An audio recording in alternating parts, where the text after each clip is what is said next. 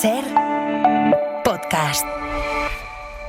Estás escuchando el Abierto de Hoy por Hoy. Cada día analizamos las noticias más relevantes de la actualidad, las claves políticas, económicas y sociales, con las voces de los protagonistas y los distintos puntos de vista de nuestros tertulianos.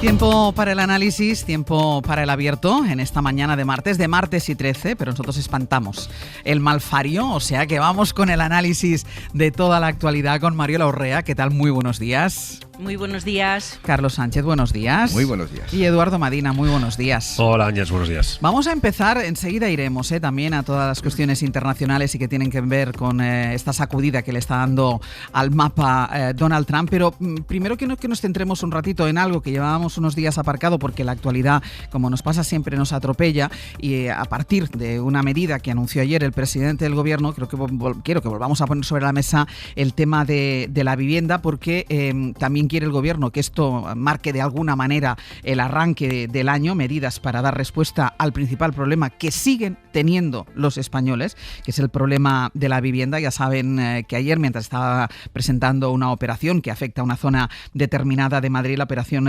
Campamento, el presidente del gobierno anunció un nuevo paquete de propuestas orientadas a intervenir en el mercado del alquiler e intentar frenar la especulación que sigue dando alas a los precios. Sigue con nosotros Pablo Anzola. Pablo, hola. ¿Qué tal? Buenos días, Ángel. Y ayer hubo una medida muy destacada y que además ha generado mucha controversia política, a la que iremos enseguida, que contempla incentivos fiscales a los propietarios para que no suban el precio de los alquileres. Sí, eso es. En esencia, el Ejecutivo quiere volver a apretar la palanca de los impuestos para intentar contener esa deriva especulativa de la vivienda. Es algo que está funcionando, asegura, en las zonas tensionadas. Ganan los inquilinos porque van a poder permanecer en su vivienda sin más coste, sin un alza de los precios. Ganan también los propietarios, que no tienen que buscar otros arrendatarios ni por tanto renunciar a sus ingresos, y gana también el conjunto de la sociedad. Bueno, y con estas premisas propone ahora extender parte de esos incentivos al conjunto de España. En concreto, se trata de un sistema de beneficios fiscales para quienes no suban el precio del alquiler. Es un sistema progresivo que beneficiará hasta el 100% en el IRPF a esos caseros que rebajen como mínimo un 5% el precio del alquiler cuando toque renovarlo, precisamente ahora que vencen muchos de los miles de contratos firmados a precios relativamente bajos durante la pandemia. Esta es la primera pata de lo anunciado ayer. A quienes garantizan vivienda digna les apoyaremos, y a quienes especulan con ello les pondremos freno. Y la segunda es este freno a la especulación que se materializa en el cerco a dos fórmulas que están sirviendo de gasolina para la subida de precios. La primera es el alquiler temporal. El gobierno ha propuesto endurecer su regulación. Son esos contratos pensados, por ejemplo, para estudiantes, para trabajadores temporales, pero que esquivando la ley se van encadenando, permitiendo subidas abusivas e ilegales. La idea ahora es reforzar el control y las sanciones, aunque es cierto que no se ha concretado cómo. Y la segunda fórmula es la del alquiler de habitaciones. Se ofrecen ahora mismo muchísimo más caras que los pisos enteros. Bueno, pues el gobierno propone someterlas a los topes de precios en las zonas tensionadas y también a otra medida, que la suma de sus precios no supere el del total de la vivienda. Les decía que algunas de las medidas anunciadas ayer por el presidente del gobierno habían generado ya controversia política. De entrada, tiene el gobierno muy complicado, a priori, por no decir imposible, sacar este decreto adelante, porque más allá de la oposición de la derecha, el gobierno se ha encontrado ya, nada más terminar de presentar las medidas, con el no de la otra parte del Ejecutivo, de los socios de la coalición de gobierno, que es Sumar. Josué Coello, buenos días. ¿Qué tal, Ángel? Buenos días. Sumar cree que esta bonificación fiscal para los propietarios es una medida que solo les favorece a ellos, que solo favorece a los propietarios, y para demostrarlo el Ministerio de Derechos Sociales, que forma parte, cuyo titular es de Sumar, prepara un informe que denuncia que la medida que propone el presidente Sánchez solo servirá para aumentar la renta de los propietarios. Y este informe incluye un cálculo de cómo aumentaría esta renta de los propietarios y habla de una subida media por alquiler de 2.000 euros al año. Sí, no gusta nada en Sumar esta última propuesta del PSOE en materia de vivienda, y fuentes de la formación nos confirman que si no hay cambios en el texto, su voto en el Congreso no será a favor. El socio minoritario de la coalición defiende que esta propuesta del PSOE Es ineficaz porque dicen que no se puede bonificar fiscalmente a los propietarios cuando hay más de 600.000 contratos de alquiler que vencen durante este año, en 2026, lo que afectaría a cerca de 1,5 millones de personas, provocando, tú lo decías, que de media la brecha de ingresos entre caseros e inquilinos suba hasta unos 2.000 euros. Según los cálculos del Ministerio de Derechos Sociales, en 2027 también se verán afectados otros 400.000 contratos. Por eso, el ministro Pablo Bustinduy criticaba que con este decreto se premie a los caseros. No es necesario, en la situación que están viviendo las familias en España, que se dediquen recursos públicos a premiar a aquellos caseros que opten por no incrementar todavía más los precios de los alquileres. No puede ser una cosa opcional. No puede depender de la buena voluntad de un casero o de otro. Tiene que ser un derecho de los inquilinos, de los ciudadanos y las ciudadanas. Esa es nuestra postura y la vamos a mantener. Además, en Sumar recuerdan que hace unos meses ellos plantearon en el seno del Gobierno un decreto sobre vivienda con medidas que no están recogidas en esta última propuesta. Propuesta que también rechazan el resto de socios de izquierdas. En Podemos, por ejemplo, critican también que se ponga el foco en los caseros y no en los propietarios. Dan por perdido que el PSOE pueda cambiar su política de vivienda e Irene Montero pedía ayer que ardan las calles. Y nosotras estamos indignadas. Pensamos que este Gobierno en materia de vivienda y de política de vivienda no tiene perdón y que las calles tienen que arder de movilización social hasta conseguir resolver la gravísima crisis de vivienda que estamos atravesando. ¿Y qué dicen en el PSOE ante las críticas de los socios? Un clásico, Ángels, que si esto no gusta a la izquierda, que no gusta, ni a la derecha, que tampoco gusta, es porque es una buena medida. Isabel Rodríguez, en Televisión Española. Yo lo que pienso es que cuando las posturas de ambos lados se encuentran enfrentadas, en este caso, dice usted, la más izquierda y la más derecha, es que quizás estemos en el camino correcto, porque si algo necesita esta política es de centralidad, es de acuerdo, y yo creo que lo importante no es quererse poner la medalla, sino resolver el problema. El PSOE Ángels tendrá que mirar a su derecha para sacar adelante este decreto porque toda la izquierda lo rechaza, no solo Sumar o Podemos, como hemos escuchado. También fuentes de Esquerra, Bildu o Compromís nos confirman que no les gusta la medida y votarán no en el Congreso. Josu, gracias. A vosotros. Después plantearemos lo que piensa la derecha, porque ayer también Feijóo planteó algunas medidas para hacer frente a la crisis de la vivienda, pero ante este no inmediato de los socios de izquierda, el Ejecutivo quiere dejar bien claro que es una medida que es la única herramienta que ahora mismo tiene el Gobierno, la única posibilidad que tiene el Gobierno para hacer frente a la crisis. Guillermo Lerma, ahora de nuevo. Hola de nuevo, Ángels. Los socios pedían fundamentalmente una norma para renovar los contratos que se acaban este año, que recordemos son aquellos contratos que se firmaron en pandemia, pero dice Pedro Sánchez que no puede hacer algo así, que no se pueden prorrogar estos contratos sin aumentos, porque dice que sería inconstitucional, así que la única vía que le queda, según el presidente del Gobierno, es recurrir a estos beneficios fiscales que anunció ayer para evitar la subida de los alquileres, aunque también deja clara una cosa, que si no se hace más en esta materia es porque las comunidades del Partido Popular, que recordemos son las que tienen competencias en materia de vivienda, no están dispuestas a aplicar la ley de vivienda y por tanto a limitar los alquileres. Sí, recuerdan en el PSOE que las competencias en materia de vivienda son de esas comunidades autónomas, que la ley que hay ya en vigor tiene palancas para intentar contener los precios, pero que ante la negativa de los territorios gobernados por el partido de Alberto Núñez Feijóo, el Gobierno tiene que actuar con las herramientas que tiene, y esa herramienta es la fiscalidad. En el equipo del presidente aseguran que llevan semanas buscando la fórmula para intentar contener la subida de los precios de esos contratos de alquiler que vencen este año. Más de 1,5 millones de personas, según dijo Sánchez ayer, están pendientes de esto. Lo que pedían los socios era esa prórroga automática de la congelación que está ya en vigor, prohibir esa subida, pero en el PSOE aseguran que esto no es constitucional, que solo se puede hacer en un contexto de excepcionalidad como la pandemia o la crisis inflacionaria provocada por la guerra de Ucrania, y que esas circunstancias, decía Pedro Sánchez ayer, ya no se dan. Es cierto que la ley de vivienda daría a las comunidades autónomas palancas para, de alguna manera, frenar el alza de la revisión de los precios del alquiler. Pero al igual que existen esas herramientas, es cierto también que hay gobiernos autonómicos que se niegan a aplicar esa ley de vivienda. Por tanto, ¿cuáles son las herramientas que tiene la Administración General del Estado, es decir, el Gobierno de España, para poder incentivar a los propietarios a no revisar al alza esos contratos de alquiler?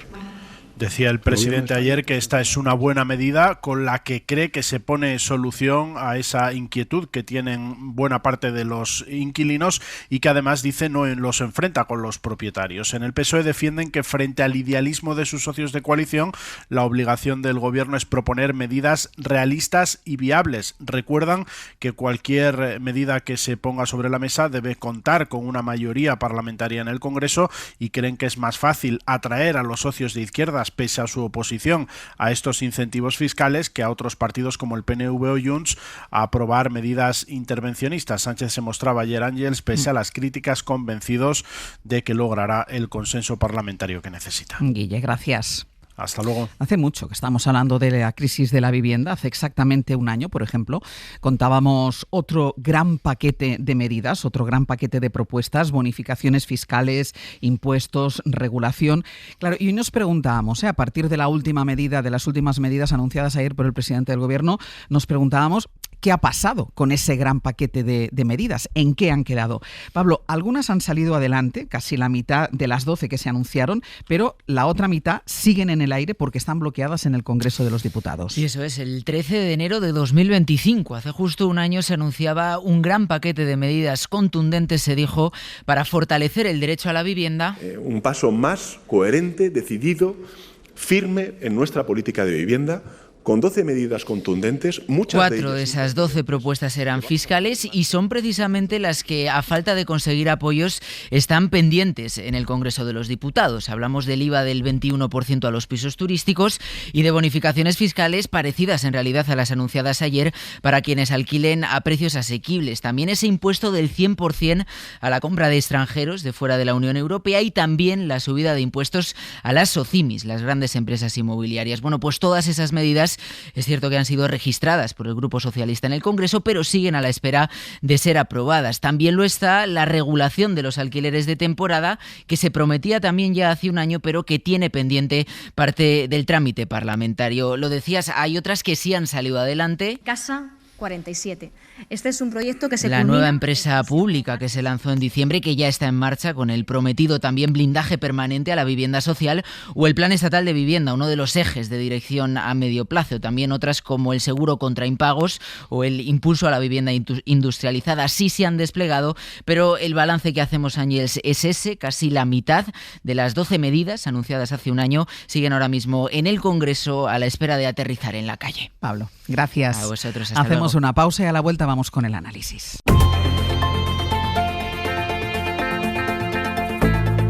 El Abierto. Ser podcast. En el Abierto, Mariola Urrea, Carlos Sánchez y Eduardo Madina. Vamos con la vivienda.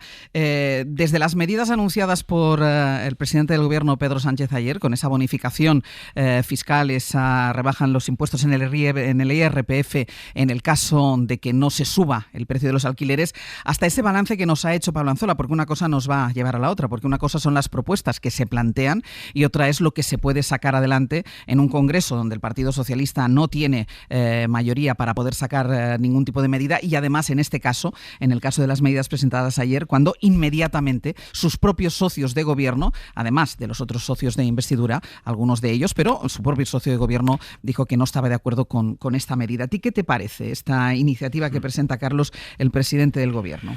Bueno, yo creo, como se suele decir, el infierno está empedrado de buenas intenciones y creo que el gobierno acierta cuando busca todo tipo de soluciones, una más imaginativas, otra menos imaginativas, y esto, digamos, puede tener algún efecto, pero es un efecto muy limitado.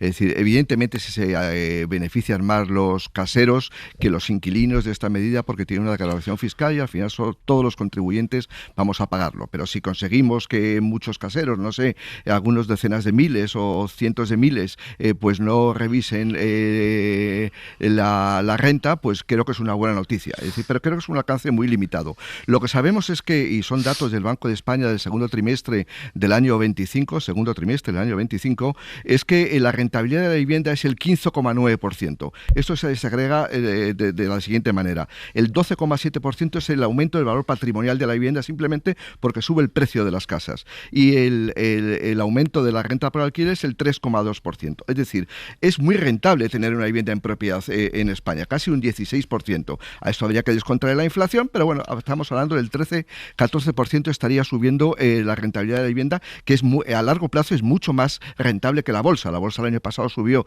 cerca de un 50%, pero a largo plazo no sube un 16% como sube en el caso de la vivienda. Por lo tanto, lo que tenemos que atajar es el problema estructural. Y yo creo que hay que empezar a hablar claramente de medidas mucho más contundentes, como dice el presidente de gobierno. Y si más del 50% del precio de una vivienda tiene que ver con el suelo en las grandes ciudades, habrá que atacar el problema del suelo.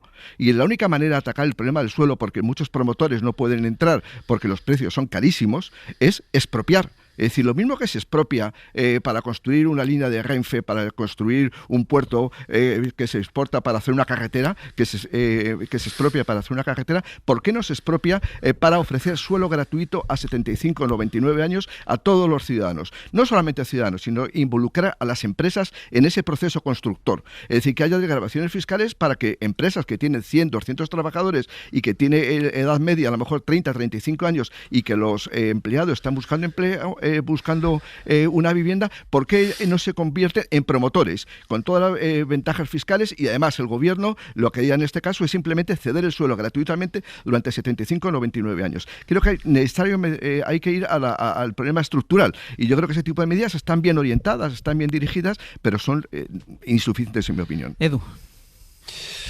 Bueno, yo creo que este es un clásico asunto de desequilibrio entre oferta y demanda, que es donde se sitúa el problema de la vivienda, sobre todo en el ámbito del alquiler, ¿no? Porque mientras que la población española en los últimos 5 o 6 años no ha parado de crecer, es muy probable que a final de este año o principios del 27 España alcance la cifra de 50 millones de habitantes. Pues el volumen de parque disponible de vivienda en alquiler no ha parado de decrecer. Lo ha hecho en los últimos 5 años un 27% de caída. Media en el conjunto del país, con algunas ciudades, por ejemplo Madrid, Barcelona, Sevilla, Bilbao, con caídas superiores al 50%. Hay agencias inmobiliarias que hablan de que por cada vivienda que se anuncia y que se ofrece al mercado hay entre 135 y 140 demandas de alquiler.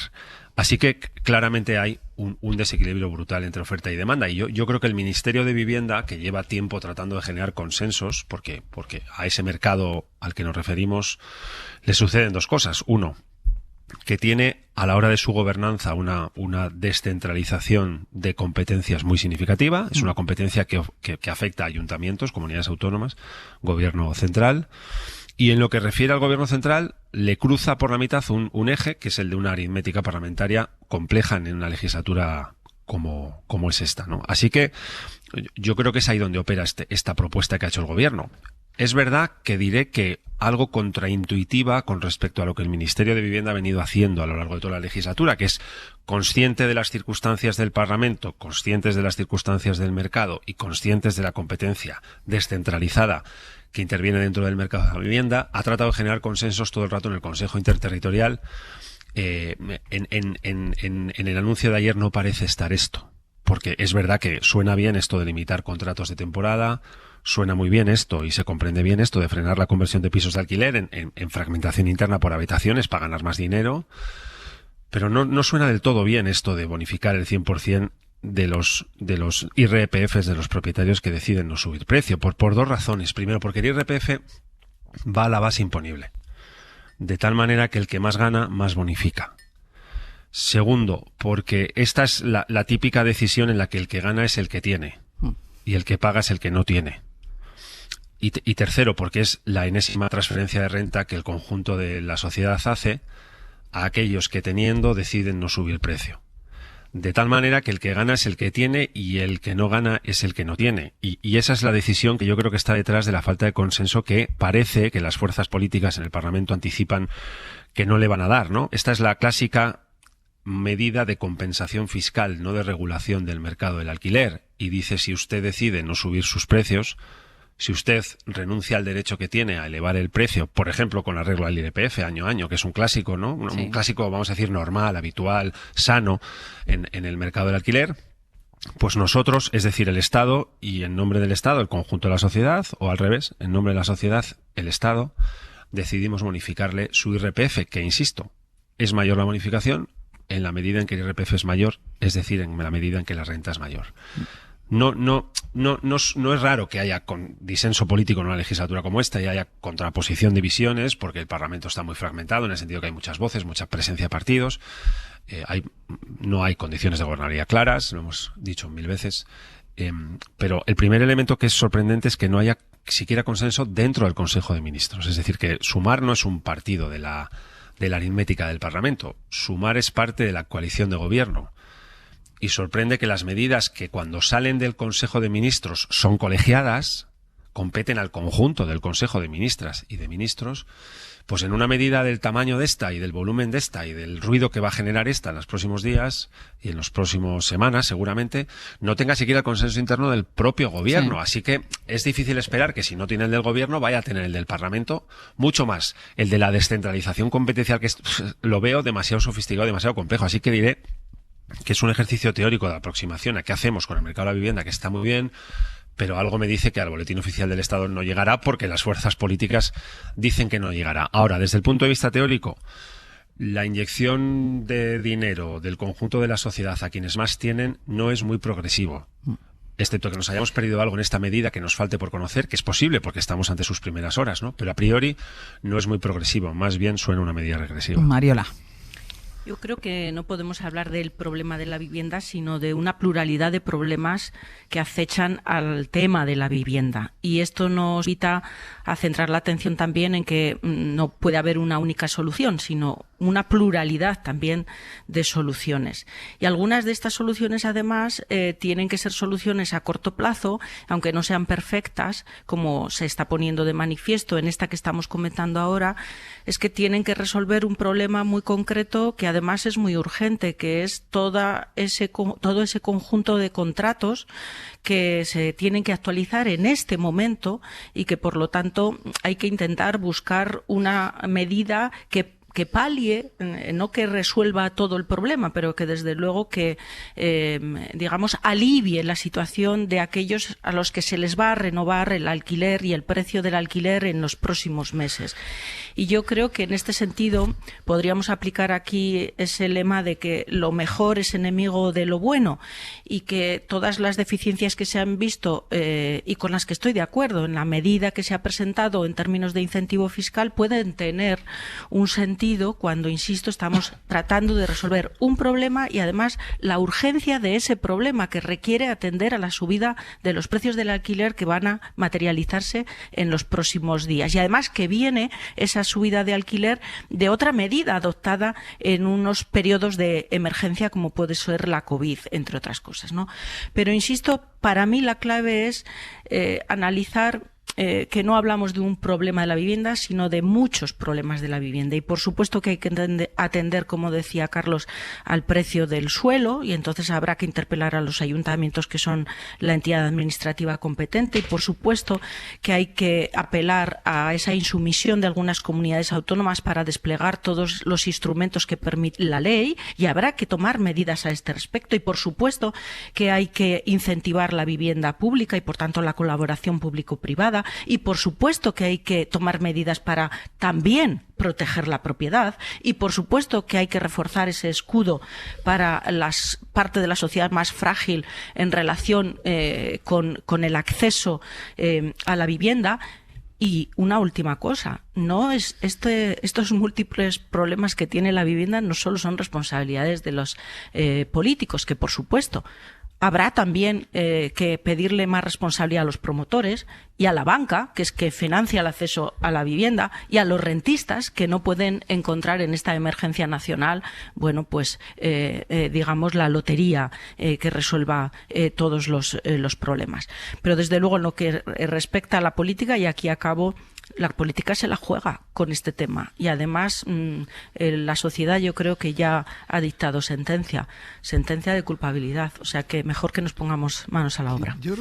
Tiene razón Eduardo Medina cuando dice que hay un problema de oferta y demanda, eso es evidente. Es decir, si cada año se crean en España alrededor de 200.000 hogares y se construyen 120.000 pisos, pues evidentemente eso a lo largo del tiempo se va acumulando un desequilibrio. Es decir, pero ese desequilibrio en oferta y demanda demanda en el mercado de la vivienda es distinto a otro tipo de mercados, porque si hay un mercado imperfecto es el de la vivienda. Y por eso prácticamente desde la época de Roosevelt, desde hace más de 100 años, todos los gobiernos, todos los estados han intervenido en el mercado de la vivienda. Todos. Por lo tanto, creo que cuando se dice ahora mismo, decía Mariola, los ayuntamientos tienen que implicarse en el suelo. Pues si al ayuntamiento no se les implica, pues se les expropia.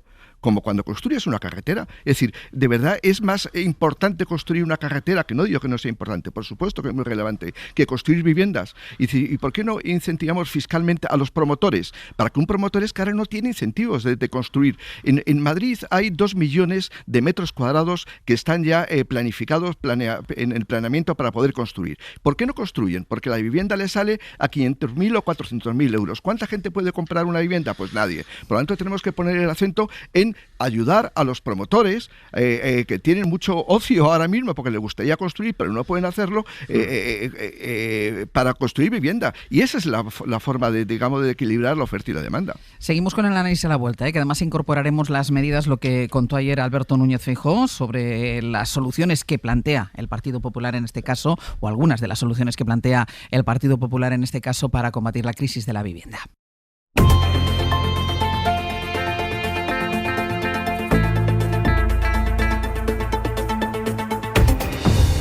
En el abierto, Mariola Urrea, Carlos Sánchez y Eduardo Madina. Y todavía sobre la crisis de la vivienda, les decía que también ayer estaba en Barcelona el presidente del Partido Popular, Alberto Núñez Feijóo, y aprovechó también para presentar sus propias recetas para atajar esta crisis de vivienda. Pasan sobre todo por reducciones de impuestos, pero los populares han querido aprovechar que está abierto también el debate sobre el modelo de financiación autonómica para vincular los dos asuntos, crisis de vivienda y financiación autonómica. David Junquera, buenos días.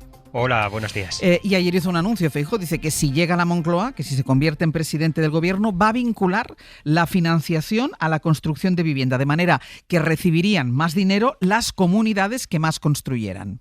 Ha hecho un mix. Feijóo ha mezclado en la batidora los dos asuntos, los dos problemas que traen de cabeza la política española, la vivienda y la financiación, y su solución es la siguiente: el gobernador que más enladrille, más financiación tendrá.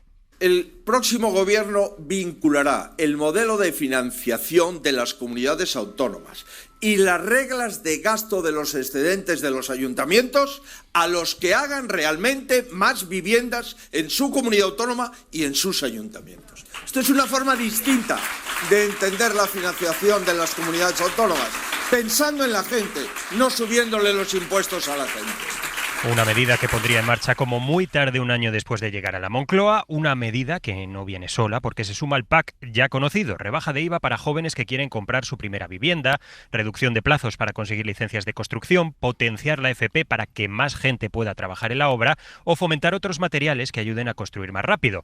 Y mirad que Feijóo ha criticado a Sánchez por prometer viviendas, pues él tampoco se ha puesto un listón modesto. El objetivo es, con todas estas medidas, cubrir en la próxima legislatura el déficit de 1 millón de viviendas que necesitamos en España. Iniciar la construcción de 1 millón de viviendas en la próxima legislatura en España. Medidas con un fuerte componente ideológico, aunque defiende el líder del PP que a fin de cuentas esto de la falta de techo no es una cuestión de derechas o de izquierdas. Poder vivir en una vivienda es un asunto de Estado. Y no va de izquierdas ni de derechas. Esto va de que España no tenga una generación perdida en vivienda. Y para conseguir esto, lo que necesitamos corregir drásticamente es todo lo que el gobierno ha hecho mal en los últimos 7 años. No le vale nada de los últimos 7 años. En el PP están convencidos de que el gobierno está tan preocupado por sus problemas judiciales y sus cuitas internas entre socios que no pone ningún interés en solucionar los problemas reales de los españoles. Junquera, gracias. Gracias. Pues el tema de la vivienda no tiene ideología, no es ni derechas ni de izquierdas. Aquí lo fundamental, más allá de esta enorme batería de medidas presentadas desde un lado, desde otro, que yo creo que además quien esté en una situación que necesite una vivienda o que esté esperando que su casero le llame para saber qué va a hacer con el alquiler, la gente lo que necesita es una solución ya, no una solución a largo plazo. Y el largo plazo cada vez es más largo, porque estamos hablando de este problema desde hace muchos años. Pero si la solución es que no tiene ideología, que no es ni de derechas ni de izquierdas, aquí es algo fundamental, Edu. ¿Por qué no hay un acuerdo entre todas las fuerzas políticas que se sienten y que no se levanten de una mesa hasta que no se hayan puesto de acuerdo? Si este es un problema de país, ¿cómo es un problema de país? No, indiscutiblemente. En los indicadores de análisis sociológico destaca como el primero desde hace tiempo de manera estable, porque obviamente es objetivable que lo es. Así que sí, es un problema de país. Es, como decíamos antes, un mercado con desequilibrios de oferta y demanda, con una reducción de oferta de vivienda de alquiler constante en los últimos 5 años, de más o menos 1 millón de viviendas en el año 19-20 disponibles en el mercado de alquiler. Hemos pasado a alrededor de 700.000 en el año 25, con un volumen de población que no ha parado de crecer, por lo que señalábamos antes de que España es un país cuya población está creciendo de manera constante en los últimos años y que seguramente rozará los 50 años. Así que los 50 millones, de habitantes este año. Así que es evidente que es un problema de país y es evidente que compete al conjunto de las administraciones por la descentralización competencial de la política de vivienda. Yo creo que el Ministerio de Vivienda no ha parado de intentarlo. Y creo que no ha parado de intentarlo en generar primero consensos dentro del gobierno. Algunos relevantes consiguió con la ley de vivienda y otros fuera del gobierno con otras administraciones. Uno de los desequilibrios políticos relevantes que tiene además el Estado es que hay un gobierno progresista en el gobierno central y una mayoría clara de gobiernos, digamos, conservadores del PP en las comunidades autónomas. Si no me sale mal el número, son 12 gobiernos autonómicos de 17 comunidades autónomas en manos del PP. Así que hay visiones contrapuestas de lo que se debe hacer, diré que en casi cada asunto, pero en política de vivienda de manera clara. Y los consensos que tienen una mala lectura, ¿no? Tienen buena fama hasta que se firman, es algo que la oposición rara vez regala cuando es el PP quien está en la oposición. Y en esto está, que yo creo que no le quiere dar ni agua al gobierno. Es verdad que aquí hay muchos incentivos para que las administraciones, todas ellas, se junten tratando de generar un consenso estable, que levante los miedos a la inseguridad jurídica que tienen muchos arrendatarios, que establezca una política clara de incentivos para el alquiler, que facilite la construcción de vivienda pública, que aumente el parque de vivienda pública disponible, que facilite la promoción de vivienda para que se construyan más viviendas, dado que cada vez hay más gente viviendo en España y las necesita para poder hacerlo, que genere reglamentos claros y regulaciones claras y estables en el tiempo, porque a lo mejor mañana una comunidad autónoma cambia de gobierno y de color de gobierno, y a lo mejor el país también lo hace dentro de no sé cuánto, pero la política de vivienda debería quedarse para dar previsibilidad a quienes habitan en este país, ¿no? Así que si tenemos que aterrizar un lugar en el que los consensos, por no aparecer, producen impacto negativo, claro, directo y a corto plazo en la población, pues seguramente el de la política de vivienda es uno de ellos. Así que si esta última medida o estas últimas medidas anunciadas por el gobierno ayer reactivan la vigencia y la urgencia del debate sobre la vivienda y estimulan al legislador o a los legisladores a tratar de sentarse en una misma mesa y alcanzar consensos, pues al menos por eso, aunque esta medida no vaya a salir, bienvenido sea. Carlos. Sí, porque además suena un poco irresponsable decir, no voy a hacer nada en favor de la vivienda hasta que yo gobierne. Entonces, claro, llevamos del año 18 que está gobernando el Partido Socialista y el Partido Popular, que controla, como bien decía ahora Eduardo Madina, que controla la mayoría de las comunidades autónomas y los ayuntamientos españoles, pues no ayuda a crear vivienda. Quiere decir, por lo tanto, me parece una auténtica irresponsabilidad decir lo que voy a hacer dentro de 1 año y medio, 2 años, cuando sean las elecciones, si gano las elecciones. Si yo creo que si es un asunto de estados y no es de derecha ni de izquierda, lógicamente el Partido Popular tiene que coadyuvar para conseguir que se construya viviendas. Pero yo creo que muchas veces perdemos la perspectiva internacional para ver el problema de la vivienda. Hace apenas la semana pasada, hace 4 o 5 días, Donald Trump anunció una medida no de un revolucionario, es de un señor como Donald Trump, que está apoyado por los mayores conservadores y de extrema derecha en Estados Unidos e incluso por los grandes fondos de Wall Street. Y anunció que los fondos de inversión quería que el Congreso legislara para que los fondos de inversión no pudieran invertir en viviendas unifamiliares. Quiere decir, por eso es un asunto de Estado y que el Partido Popular, que es quien gobierna en la Unión Europea, tiene que legislar en esa dirección. Es decir, hace bien Feijóo y hace propuestas razonables. Lo que ha dicho, yo creo que vincular la financiación autonómica al volumen de construcción de viviendas creo que es bastante razonable. El aumentar la formación profesional en construcción, porque la construcción tiene un problema de mano de obra, que es decir, no hay suficientes, por eso es un poco enloquecido, por decirlo de una manera manera un poco bárbara el decir que voy a construir 1 millón de viviendas. Es que hay un problema de falta de mano de obra en la construcción y por lo tanto es un proceso lento de todo tipo de cosas. Pero yo creo que la vivienda tenemos que abordarla desde el ámbito nacional, pero también desde el ámbito europeo. De hecho, la Unión Europea se ha planteado como uno de sus retos estratégicos para esta legislatura la vivienda, pero ahí es donde tiene que actuar, pero actuar ya, no esperar que yo gobierne, porque me parece bastante insolidario con esos jóvenes que dice defender. Mariola. Que la magnitud de los problemas sobre la vivienda conviertan este asunto en una cuestión de Estado no quiere decir que las soluciones que tengamos que abordar carezcan de ideología. Por supuesto que las soluciones están marcadas ideológicamente y además hay que insistir y enfatizar en ello. Aquellos partidos políticos, por ejemplo, que creen que el principal problema vinculado con la vivienda tiene que ver con la ocupación, y los hay en la Cámara Legislativa, obviamente proponen prioritariamente soluciones. Y esto está ideológicamente vertebrado. Aquellos partidos políticos que creen que la prioridad sobre la vivienda es incrementar el parque público de vivienda, obviamente la solución está marcada ideológicamente.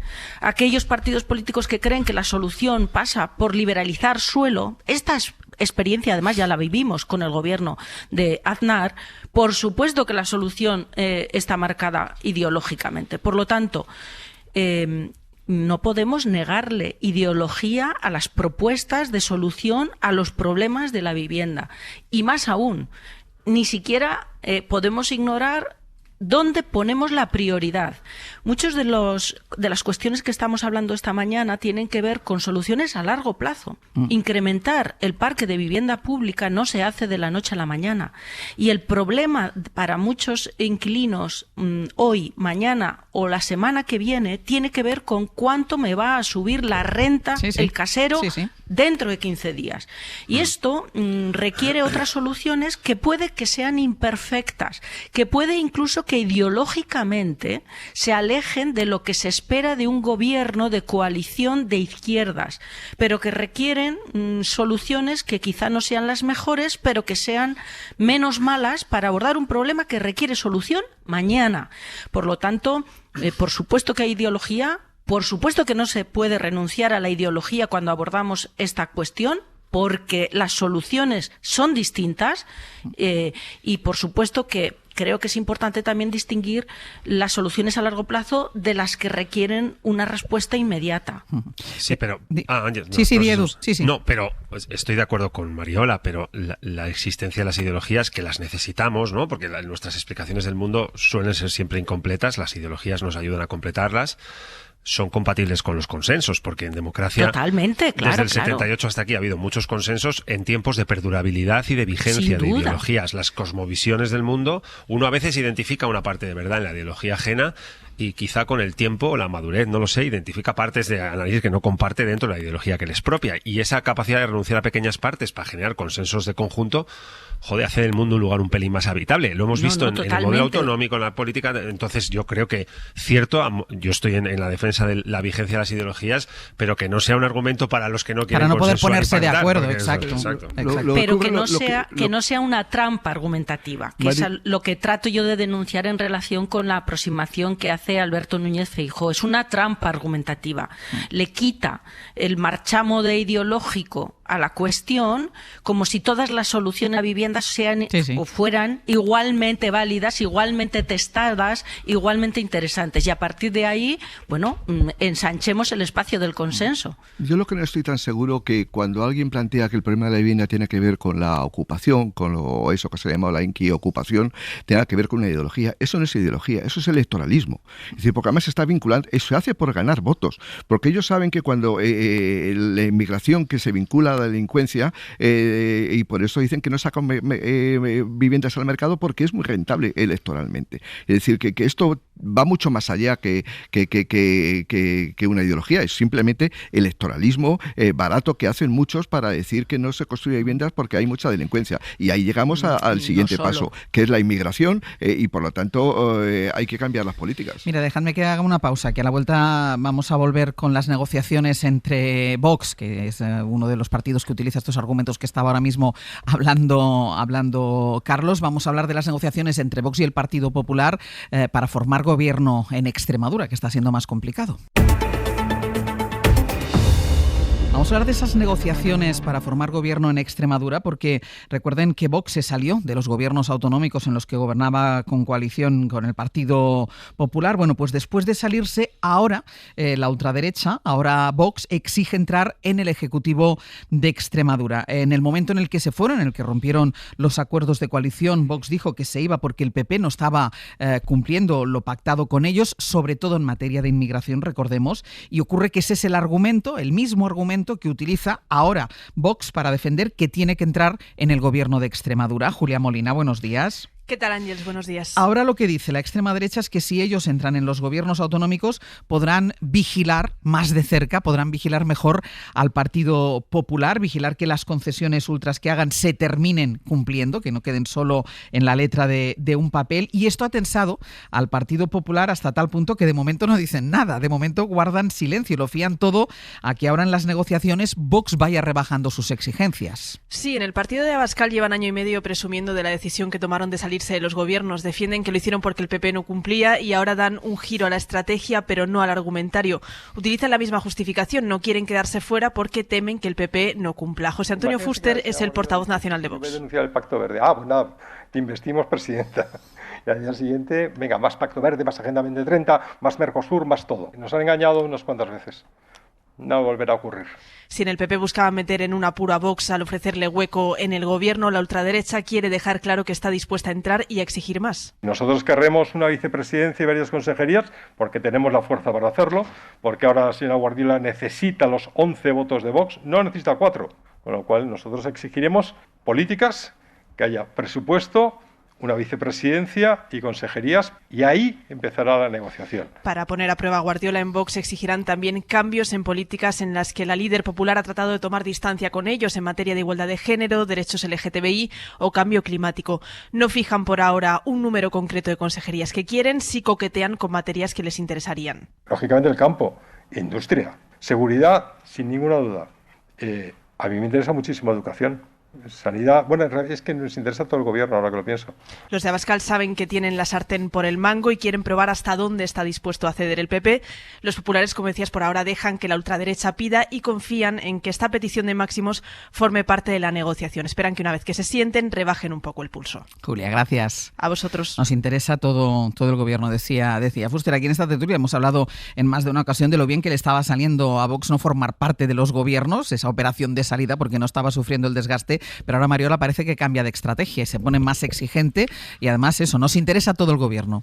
Bueno, yo creo que también es una estrategia para poner contra las cuerdas a la presidenta, ¿no? A la futura presidenta, que siempre ha mostrado en Extremadura mucha hostilidad, digámoslo así, hacia la idea de compartir gobierno con Vox, y quizá no sea sino otra trampa, ¿no?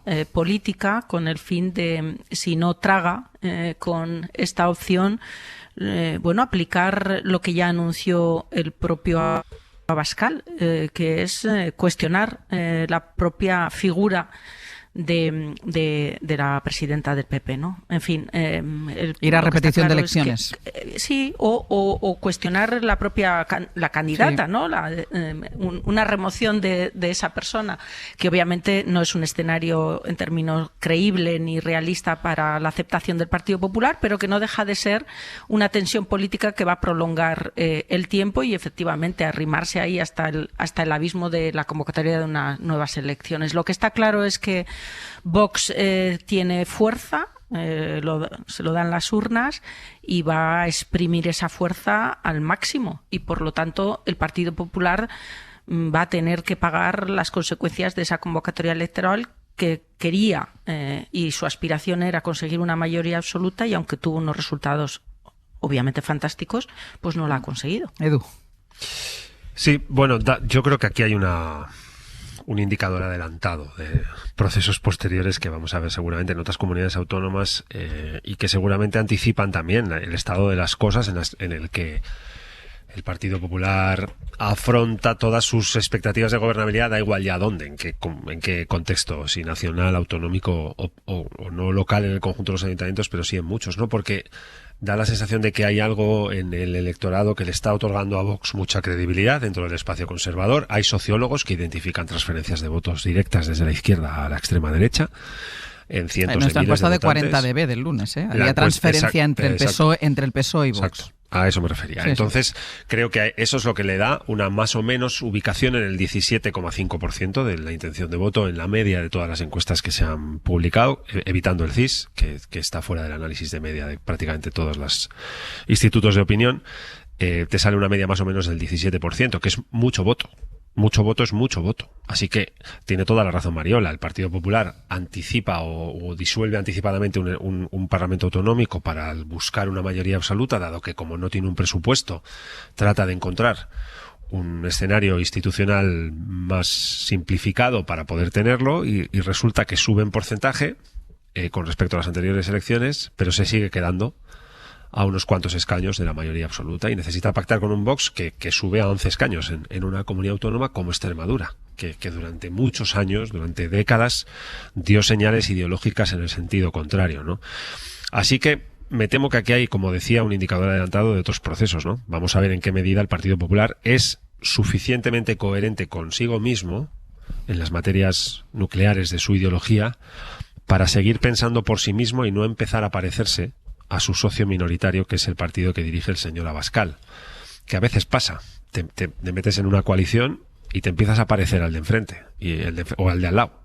Más suele pasarle a los pequeños con los grandes, pero a veces sucede al revés. El más grande empieza a parecerse al pequeño, pues porque habla más alto, grita más, coloca titulares más elevados, estas cosas que dice el señor Abascal, ¿no? Que quiere echar a 600.000 inmigrantes de España, que quiere romper todos los acuerdos internacionales. O sea, quiere emular al que le financia, que se llama Donald Trump, y al que le sugiere y le inspira y le ubica ideológicamente, el que piensa por él, por resumirlo, que se llama Donald Trump y la internacional antiglobalista esta de la que forma parte Vox.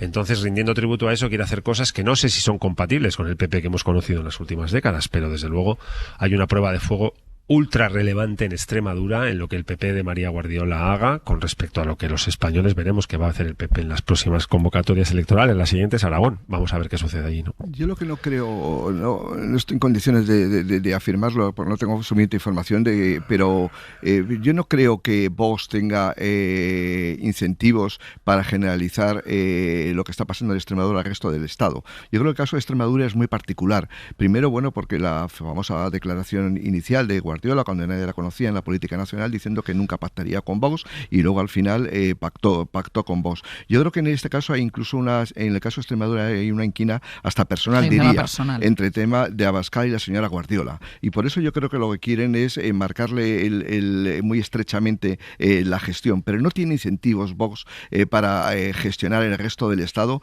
bueno, porque le ha ido bien no hacer nada. Quiere decir, Vox no tiene propuestas que puedan cambiar la circunstancia, la vivienda, por ejemplo, pero la gente le sigue votando. El día que Vox diga qué va a hacer con la vivienda, pues la gente probablemente le deje de votar, porque dirá no creo en esas medidas. Es decir, yo creo que el caso de Extremadura no se puede, insisto, generalizar al resto del Estado. Tiene más que ver con una situación personal de una inquina entre el señor Abascal y la señora Guardiola que un cambio de estrategia por parte de Vox. Es decir, bueno, lo veremos ahora en Aragón, como decía Edu, que es la siguiente prueba. Claro, pero ahí las relaciones, digamos, son más estables, más cordiales entre Vox y el señor Azcón. Quiere decir, ahí no hay esa inquina personal. En Extremadura ya digo que es un caso muy específico, muy concreto. No nos querías, nos vas a tener sentados en la mesa. Bueno, o ponerle ese precio tan alto, que la aceptación por parte de María Guardiola pues resulte imposible, ¿no? Y unas segundas elecciones, desde luego a Vox seguramente está en disposición de jugar a ese juego, ¿no? Mientras Vox no tiene ningún miedo a una repetición electoral. Claro. Sí. Mientras que María Guardiola obviamente se cuidará muy mucho a la vista de... Tiene unos vientos de cola que para qué los va a perder. Pero son todas las comunidades, porque amagó con lo mismo en la Comunidad Valenciana, ahora en Extremadura... Pero sin gestionar nada. Sí, en ese caso no. Vamos a salir al exterior, nos vamos a ir ya con toda la información de Venezuela, de Groenlandia, de Irán. y del interior de los Estados Unidos, porque también está marcando mucho Donald Trump. Ya no solo estamos tan fijándonos en el panorama geopolítico internacional, que no tenemos que olvidarnos también de los movimientos que está haciendo primero con la inmigración en su propio país y después, pues lo que ha hecho con el presidente del Banco Central de Estados Unidos, al que acusa de algo que no ha cometido, y todo porque no le parece bien que no acate sus órdenes en cuanto a lo que hay que hacer con el precio del dinero. Vamos a ir por orden y primero nos vamos a ir con todo el tema de Venezuela, porque 5 días después de la liberación de presos políticos, las ONGs confirman que se ha producido la mayor excarcelación de presos en muchos años. Las cifras que manejan están muy lejos, las que manejan las ONGs están muy lejos de los 116 que han anunciado en las últimas horas. Sigue en la frontera entre Colombia y Venezuela el enviado especial de la cadena SER, Nicolás Castellano. Nico, hola.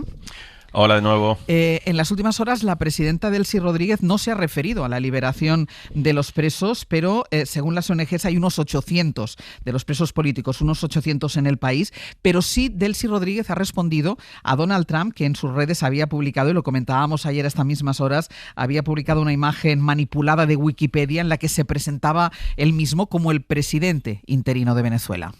Sí, en las últimas horas Foro Penal ha confirmado Ángels, esa ONG de referencia, confirma 56 presos encarcelados. De momento, Rodríguez continúa liberando presos. En las últimas horas se ha confirmado la salida del mayor grupo, entre ellos españoles con doble nacionalidad, la última Leticia García, según estas ONGs que acompañan a las familias en Caracas, aunque el gobierno bolivariano afirma que son 116, lo hizo en un comunicado. Sin embargo, a este lado de la frontera en Cúcuta siguen sin saber nada del grupo mayoritario de los colombianos.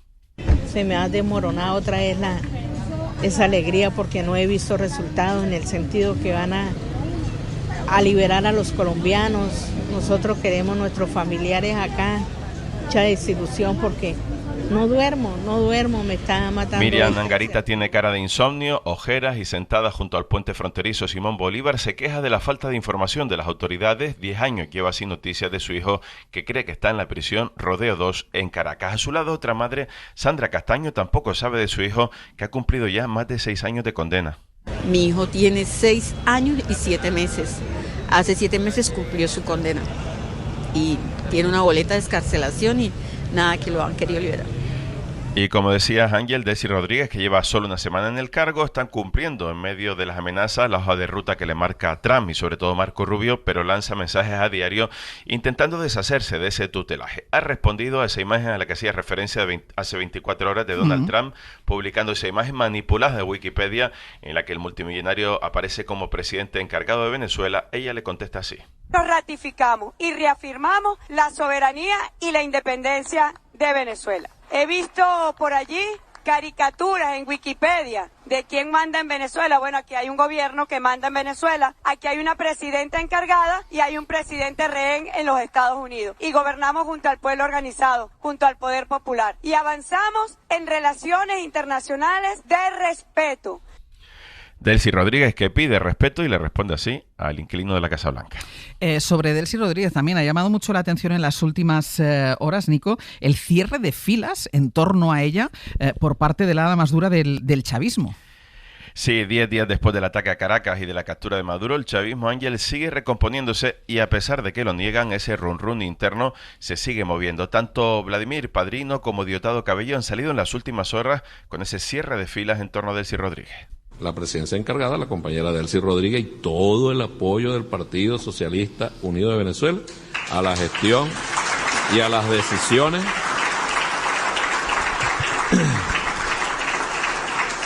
que la compañera Delcy tenga pues a bien asumir.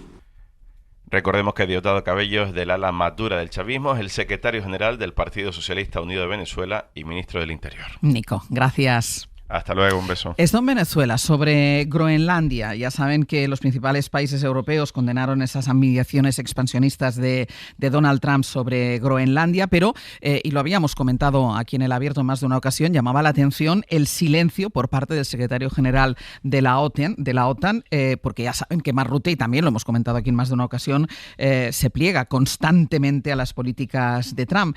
Bueno, pues después de las amenazas pensábamos que a lo mejor se se desmarcaba de Washington después de las amenazas de Trump de hacerse con Groenlandia, sea de la manera que sea. Pensábamos que a lo mejor Mark Rutte se despegaba un poco de las políticas de Donald Trump. Pero bueno, no ha sido así. Se mantiene fiel a su seguidismo a Estados Unidos. Corresponsal comunitario Enrique García Pozo, buenos días. ¿Qué tal? Buenos días. No solo es que no haya condenado la escalada de Washington sobre Groenlandia, sino que ayer volvió a deshacerse en elogios hacia el presidente de los Estados Unidos, del que dice comparte su análisis sobre la situación en el Ártico, diciendo que es necesario, como dice Donald Trump, evidentemente, incrementar la defensa en esa zona. La de ayer fue su primera comparecencia en una semana y Rutte, lejos de señalar las amenazas de Trump, niega que sus palabras puedan abrir una crisis interna en la OTAN y rápidamente volvía a subrayar que comparte el análisis de la Casa Blanca. Como ya dijo la semana pasada, hay que reforzar la seguridad en el Ártico ante el aumento de la presencia china y rusa. Está convencido de que es lo que piensan todos los aliados, incluido Estados Unidos, incluida Dinamarca y Groenlandia. El secretario general insta a aumentar la presencia de la alianza en la región, pero sin dar detalles de una misión en la que ya empiezan a trabajar en la OTAN, aunque de forma muy iniciática. El secretario general comparte el análisis de Trump, pero esquiva valorar la fórmula de Donald Trump para solucionarlo, la de hacerse con la isla por la vía de la fuerza o por la compra. Y como viene siendo habitual, Ángels, cuando presenta un argumento que se aleja mínimamente de lo que propone el republicano, en este caso hablando de que la respuesta sea de todos los aliados, a la mínima discrepancia le acompaña una sucesión de halagos a Donald Trump. Including the United States, including Denmark through Greenland and Iceland and Norway, Finland and Sweden. Decía que Trump ha conseguido que los aliados aumenten el gasto. Estoy convencido de que sin Donald Trump no hubiera sucedido esto. Rutte considera que Groenlandia es una parte esencial de la OTAN, pero no añadía un apoyo explícito o un mensaje de solidaridad con Dinamarca. En la OTAN y en la Unión Europea intentan apaciguar a Trump en ese sentido, diciéndole que se comparte el análisis, pero que la respuesta debe ser conjunta, aunque las capitales sí van escalando en la contundencia de sus mensajes. El propio canciller Merz decía ayer.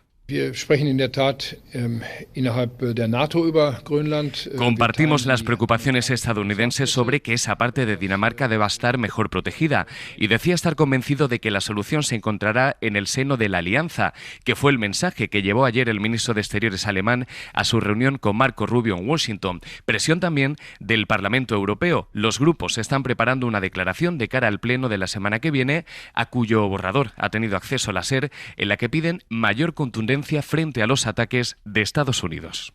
Enrique, gracias. A vosotros. Hablábamos aquí un día en el Abierto, Mariola, de cuál iba a ser la respuesta de Europa al principio, en los primeros días de las amenazas de Donald Trump sobre Groenlandia, que cuál iba a ser la respuesta de Europa. Bueno, vemos cómo va modulando, cómo se van manejando los diferentes países de la Unión Europea. Lo que está claro es cuál es la postura del presidente, del secretario general de la OTAN, que además aquí también hemos dicho, en el caso de que se produzca un ataque de la OTAN o una intervención de Estados Unidos en Groenlandia, esto dinamita directamente a la OTAN. No parece preocuparle a Mark Rutte. Bueno, Mark Rutte es que no tiene solución. Es lo que parece. Ya está, hasta aquí el análisis. Es que es coherente con su trayectoria política y con la manera en la que reacciona cada vez a modo de portavoz de Donald Trump. Es una desgracia, yo creo, en términos de la Alianza Atlántica, tenerlo como secretario general, pero con estos mimbres debemos configurar el cesto. No creo un escenario realista, una agresión militar de Estados Unidos a Groenlandia que requiera dinamitar la OTAN, pero desde luego lo que está claro para mí es que desde luego Estados Unidos de una u otra manera va a hacerse con el control sobre ese territorio, intentará fórmulas un poco más sofisticadas que una agresión militar y desde luego lo que está claro es que Estados Unidos difícilmente puede ser analizado y tratado como un aliado confiable para los europeos y desde ese punto de vista, bueno, pues la OTAN también es una alianza de defensa que tiene sus limitaciones a la vista del nuevo panorama de desorden mundial en el que nos está tocando vivir. Pero en todo caso, también los europeos deben de tener claro una cosa. antes de pronunciamientos más contundentes, convendría saber qué es lo que quiere Dinamarca respecto de un territorio que es de su propia soberanía. ¿Qué es lo que quiere?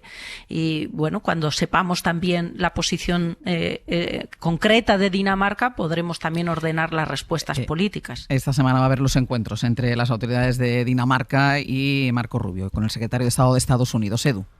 Sí, bueno, Mette Frederiksen, la presidenta de Dinamarca, parece haber dado señales de estar dispuesta a evitar toda injerencia de Estados Unidos en un territorio soberano, particular jurídicamente y constitucionalmente, pero soberano de un Estado miembro. Es curioso porque Groenlandia forma parte es una región autónoma de un Estado miembro de la Unión Europea, pero a su vez esa región no forma parte de la Unión Europea por cuestiones de pesca, se salió hace tiempo, etcétera, ¿no? Entonces, ha dado señales de querer evitar toda injerencia. A mí me parecen señales, vamos a decir, el mensaje al menos es inteligente. No hay precedente desde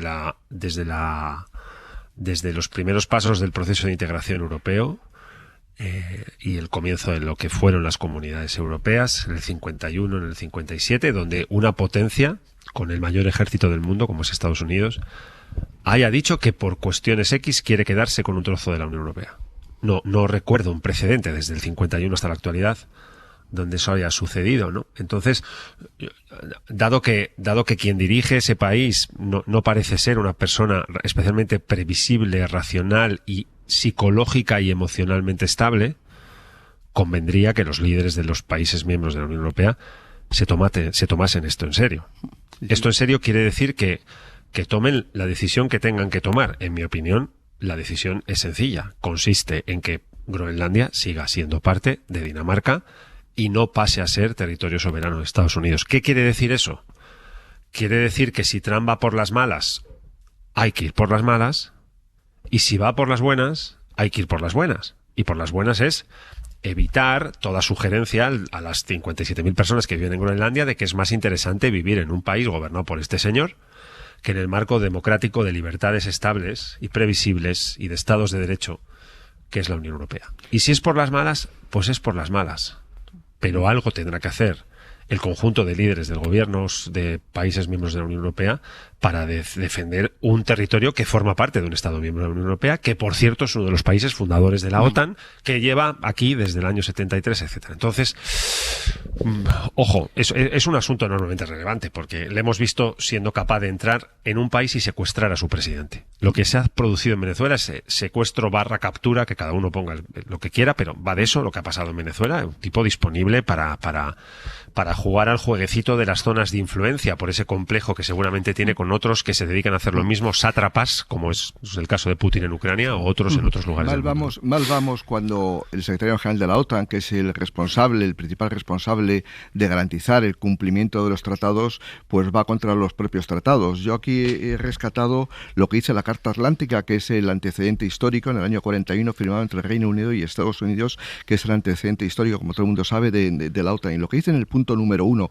la Carta Atlántica, sus países no buscan ningún engrandecimiento territorial o de otro tipo. Y el punto 2 dice, no desean ver a ningún cambio territorial que no esté de acuerdo con los votos libremente expresados de los pueblos interesados. Y lo que ha dicho Dinamarca es que no quiere que pase a Estados Unidos. Por lo tanto, está incumpliendo los propios tratados el secretario general de la OTAN. Es especialmente grave. Las declaraciones no van más allá, no es un asunto político, es un asunto realmente jurídico incluso. Mira, y os decía antes que más allá de la política exterior de la Casa Blanca está lo que pasa dentro de Estados Unidos. Ahí ya saben que Donald Trump se vale de la administración del país para perseguir a los que no piensan como él, a los que les llevan la contraria, a sus adversarios políticos. Bueno, esto es lo que está denunciando el presidente de la Reserva Federal, Jerome Powell, a quien ahora la Fiscalía, recordemos, Fiscalía controlada por Donald Trump, investiga por, dice, haber mentido supuestamente en el Congreso. Pablo Morán, buenos días. Hola, Ángels, buenos días. Dice el presidente de la Reserva Federal que estas acusaciones responden a una persecución contra él por la negativa a cumplir los deseos de Donald Trump, en este caso a bajar los tipos de interés. Y ocurre que los 3 presidentes de este organismo que siguen vivos, expresidentes, también senadores de los 2 partidos, del demócrata y del republicano, y también economistas de prestigio, están diciendo que se trata de una maniobra de presión del presidente de Estados Unidos. Exacto, es el momento del plante ante ese atropello de Trump y su intento por doblegar la independencia de la Reserva Federal. Así lo entienden esas 3 personas vivas que han presidido la institución: Alan Greenspan, Ben Bernanke y Janet Yellen. This is an atmosphere that is one of Yellen, que considera que esto crea ya de por sí una atmósfera de intimidación en la que otros altos cargos se van a pensar 2 veces tomar decisiones que puedan no gustar al presidente. Es decir, dice que quizás el daño ya esté hecho porque Jerome Powell termina su mandato en mayo y las presiones de Trump son también un mensaje a quien ocupe esa silla en el futuro. Ese relevo se puede enredar precisamente por la investigación abierta. Hay congresistas republicanos, como decías, que también se plantan. Este es uno, el senador por Carolina del Norte, Tom Tillis, que habla de una actuación amateur del Departamento de Justicia, la que ha abierto la investigación contra Jerome Powell, y dice que se va a oponer a confirmar a su sucesor hasta que ese expediente esté cerrado. De esto y de las posibles consecuencias en los mercados informó el secretario del Tesoro Scott Bessent a Trump el fin de semana en una llamada. En la Casa Blanca insisten en que ellos no tienen nada que ver con la investigación abierta, pero efectivamente los ecos de la polémica han llegado a todos los rincones del mundo, también a Europa. El canciller alemán ha expresado su preocupación, dice, por la creciente influencia política en los bancos centrales de todo el mundo.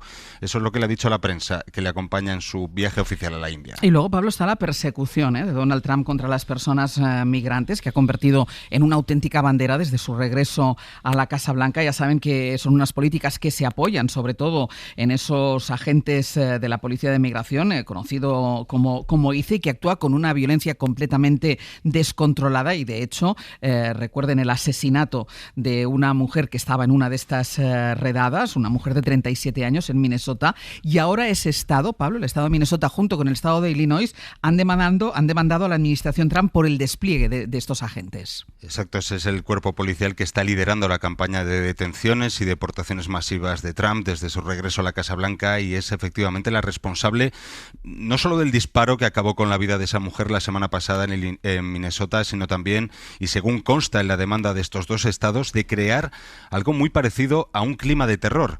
Se puede leer en ese texto que miles de agentes enmascarados y armados han atormentado las ciudades llevando a cabo redadas militarizadas y detenciones peligrosas, ilegales e inconstitucionales en espacios públicos, incluyendo escuelas y hospitales. Es una demanda que llega además después de esta amenaza de la responsable de Seguridad Nacional, Kristi Noem,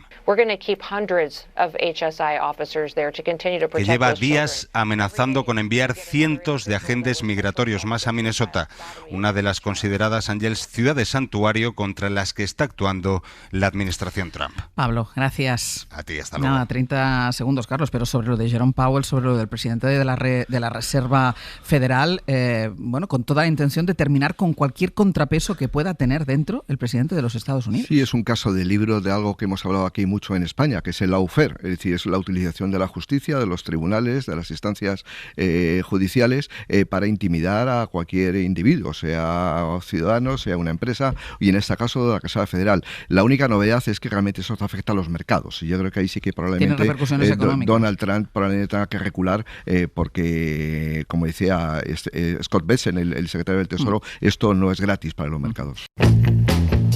Hoy por hoy noticias. Ser podcast.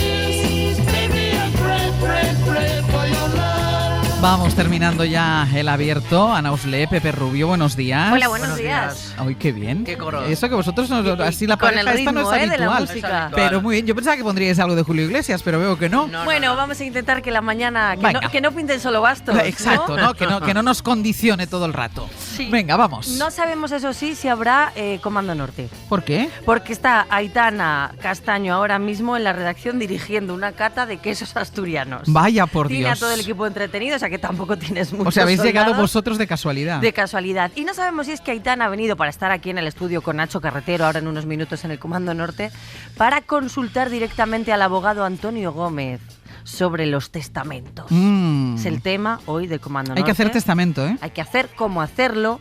cuando ya, por lo que sea, toca leerlo, qué hay que hacer, qué se puede hacer, qué no se debe hacer.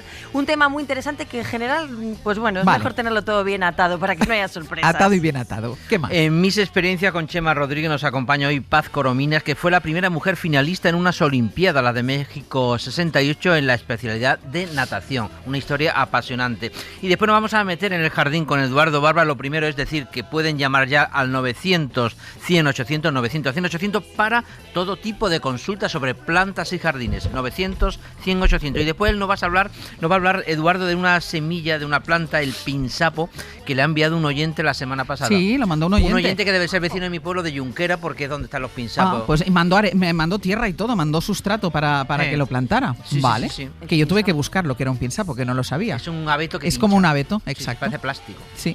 Pinsapo. Pinsapo. Perfecto. Y después, tú sabes que Martín Bianchi trabaja como un detective de las películas. Totalmente. O sea, tiene una pizarra que tiene sus chinchetas, sus Sí, hilos, sus sí, fotos. sí. Él lo tenía todo preparado para ver Pero quién venía hoy a ser noticia a 15 minutos de fama, pero el Julio Iglesias Gate ha saltado por los aires.